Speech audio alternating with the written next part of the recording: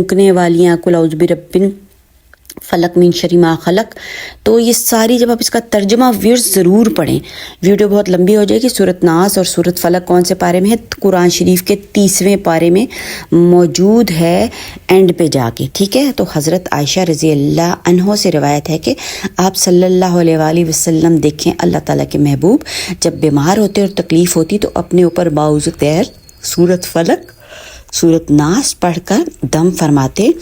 ख्वाह किसी भी किस्म की बीमारी हो या डर खौफ हो तो इन 2 सूरतों को अपने ऊपर या जिसे तकलीफ़ हो उस पर पढ़कर दम करें।